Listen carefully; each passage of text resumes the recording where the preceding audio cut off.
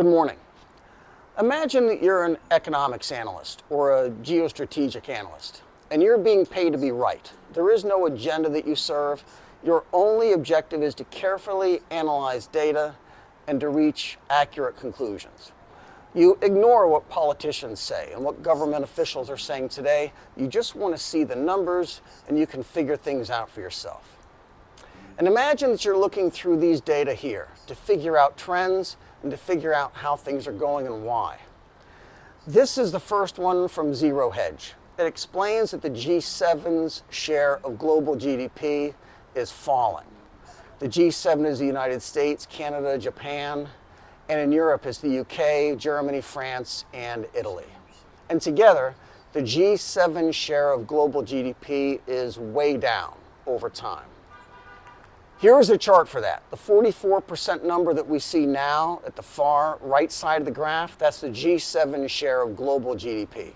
Back in 1990, it was 67% or so. The red part at the top of the chart are China, India, Brazil, Saudi Arabia, and a couple of other countries that are in the G20, but not in the group of 7. And you can see how much it has grown. 15% or so of the world's economy in 1990, to 34% today, which is 78% minus the G7's 44. Next up is this one. Leading emerging economies with China in red, South America, Asia ex-China, and Africa, Middle East. In 2019, we start everyone in the same place, and most are up a little bit over time, but China is up 30% just since 2019. Here is another, which is the global share of GDP for the 6 largest economies. The United States is in white, European Union in blue, China in red, Japan's purple, India's green, UK in light blue. And what jumps off the page here is what China has done, going from around 4% of the world's GDP in 2000 to 17% today. Next comes this from the Wall Street Journal. It's a table of cross-country investments between the United States and China in billions. From 2005 to 2015, U.S. companies invested at least $10 billion per year every year. Starting in 2010, Chinese investments in the U.S. started to really climb as well. By 2014, the investments from China to the U.S. actually exceeded the direct investment going the other way from the U.S. to China. This one is next, an export of students. It shows where Chinese students go abroad to study. 35% of China students going abroad are in the U.S. And China, by the way, still sends far more of their students abroad to study compared to any other country. What's more, the United States is still the most attractive study abroad destination, with 41% of outbound Chinese students preferring to study in the United States. On this chart, we see a pretty dramatic fall in 2020 for COVID, then a bounce back. China in blue still makes up a very large share of international students in American colleges and universities. This one is next, and it shows how Chinese universities suddenly have shot to the top of the world rankings in university research. Chinese universities hold 6 of the top 10 spots and are 10 out of the top 20. Just a few years ago, there were 0 in the top 20, and now it's half.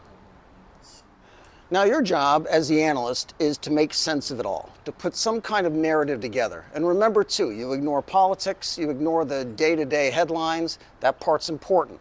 Just look at these data and tell us what you think. And this is what a good analyst might say.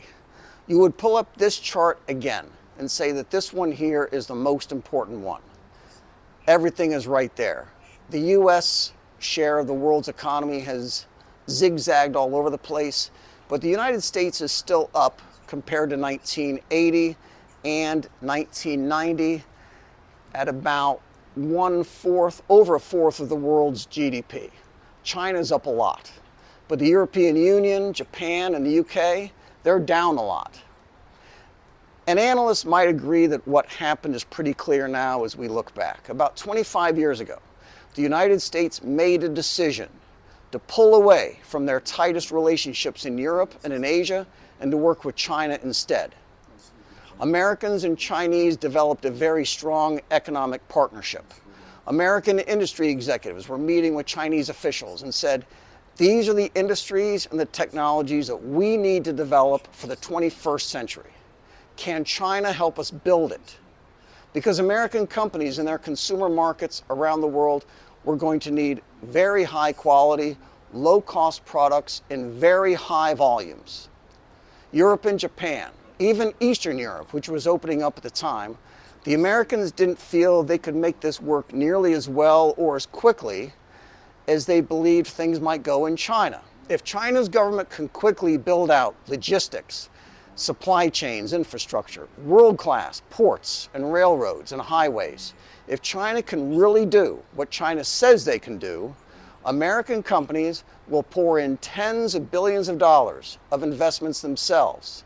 And besides money, Americans would send over engineering teams, set up management systems and Western quality control, finance and marketing arms, and open up giant export hubs out of China's new free trade zones and build out new markets. On the education, the Americans and Chinese seemed to understand early on that China had a handful of strong universities, but they weren't big enough yet and not ready yet to do best-in-class, cutting-edge research. So China got busy on that problem and needed just a couple of decades to build out their university systems to be on par with the best research universities in the whole world. But in the meantime, wealthy Chinese families sent hundreds of thousands of their kids every year to the United States to study, then after graduation returned to China to work in the companies there. China's share of the world's economy started growing, slowly at first, and then it exploded. In around 2005, China's economy hit critical mass, self-sustaining growth, tripling in size in just 15 years.